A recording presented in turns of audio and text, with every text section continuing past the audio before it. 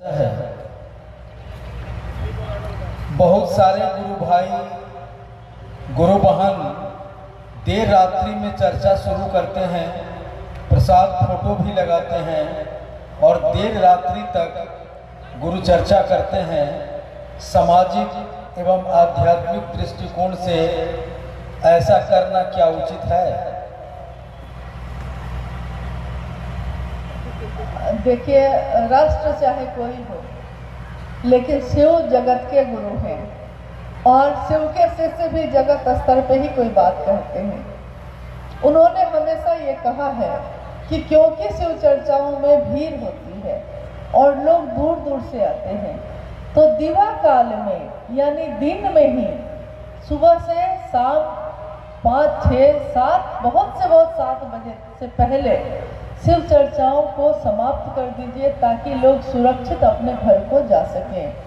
शिव चर्चाओं में महिलाओं की उपस्थिति काफ़ी होती है, उनके घर की जिम्मेदारी भी उनके ऊपर होती है, उनके बच्चों की जिम्मेदारी भी होती है और अपने गुरु की जिम्मेदारी भी होती है।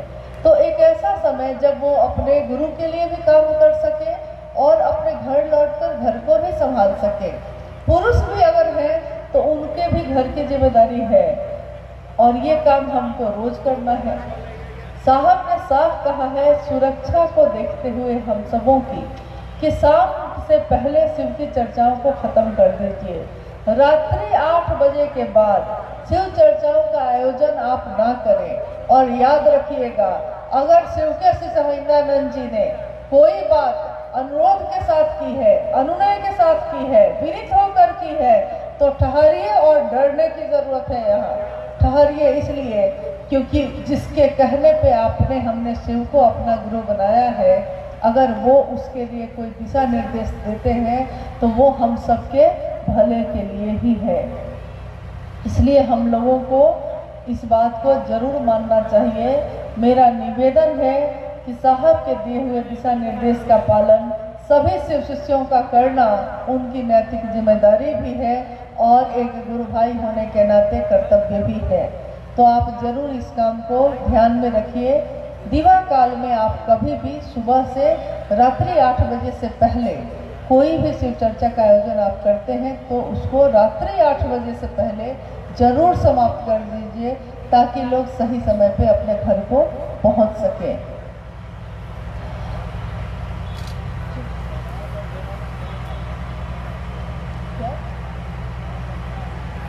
हाँ, ताकि रात्रि 8 बजे से पहले वो अपने घर पहुंच जाए। ये साफ साफ लिखा हुआ है और गुरु बहनें भी इस बात का ध्यान रखें कि वो अंधेरा होने से पहले अपने घर को लौट जाएं जब भी शिव चर्चाओं में जाती हैं। बाकी परिपत्र निकले हुए हैं, आप मुख्यालय से कभी भी उसको मंगा के पढ़ सकते हैं। शिव की चर्चाओं के आयोजन के लिए दिशा निर्देश हैं, आप और हम सब उसका पालन करें। एक शिव शिष्य होने के नाते, एक जगत का प्राणी होने के नाते जगत काल पात्र और स्थान के अनुसार चलता है, हम सबको इसका पालन करना चाहिए। चलिए, आज का ये शिव गुरु महोत्सव जो आयोजित हुआ आप सबके सामूहिक प्रयास से और हम सबको इसमें आने का सौभाग्य प्राप्त हुआ, अपने समापन की ओर है। लेकिन शिव गुरु महोत्सव का आज का आयोजन समापन की ओर है। शिव शिष्यता का शुभारंभ तो कब का हो चुका है और वो चला जा रहा है, सो चला जा रहा है। लेकिन वीरगंज की ये भूमि, वीर लगा है इसके साथ। वीर तुम बढ़े चलो, धीर तुम बढ़े चलो, यानी यहाँ के रहने वाले लोग, यहाँ आसपास से आए हुए आप सभी गुरु भाई गुरु बहन, सबसे मेरा एक ही निवेदन है कि हम सब अपने गुरु शिव से ये प्रार्थना करें, ये दया की याचना करें कि हे शिव, आप मेरे सचमुच में गुरु हो सके, हमारा जीवन शिवमय हो, सुखमय हो और सुगंध से भर जाए। वो कांटों के तरफ हम देखे भी नहीं, गुलाब के फूलों की सुगंध है शिव की शिष्यता।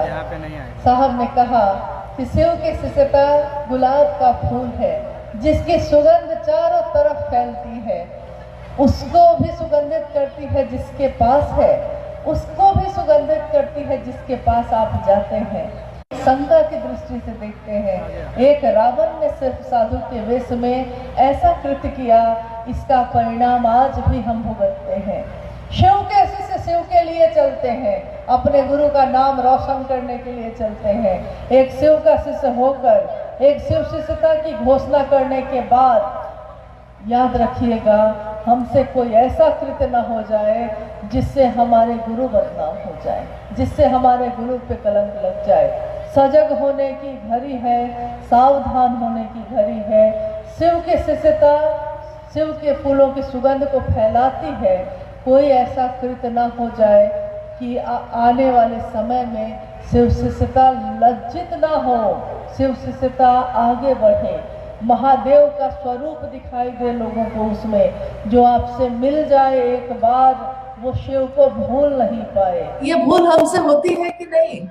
हम कहते हैं शिष्य पर दया करना, लेकिन हम खड़े हो जाते हैं पत्नी बनके, पति बनके, पिता बनके, बेटा बनके। मांगा था शिव को गुरु के रूप में, जाना था शिष्य के रूप में। एक शिष्य अपने गुरु के आदेश के सिवा और क्या चाहेगा? उसके जीवन में और कोई चीज नहीं होती, बस गुरु की बात होती है। दूसरे सूत्र में हम चर्चा करते हैं।